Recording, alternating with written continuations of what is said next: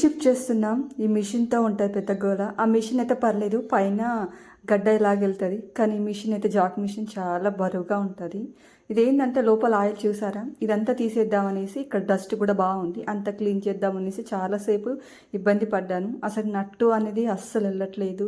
ఏం చేయాలని ఆలోచించి ఇక తప్పేటట్టు లేదు అనేసి మొత్తం అయితే ఒకసారి అయితే అంతా చెత్తంతా క్లీన్ చేసుకున్నాను. చూసారు కదా! ఇలా ఉంటదనమాట జాక్ మిషన్‌లో ఇందులో మనం 6 మంత్స్‌కి ఒకసారి ఆయిల్ అయితే ఫిల్అప్ చేసుకుంటాం అంతే. తర్వాత మనం వేయమనమాట.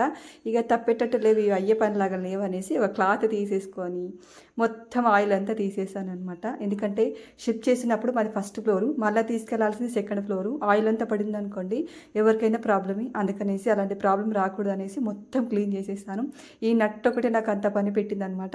అసలు ఎంత ట్రై చేసినా అస్సలు వెళ్ళలేదు. సర్లే అనేసి ఇక క్లీన్ అయితే చేసేసాను. ఇంకా మెల్లిగా తీసి పక్కన పెట్టుకున్నాను. నాకు షిఫ్ట్ చేసినంత సేపు మిషన్‌తోనే గోల అనమాట.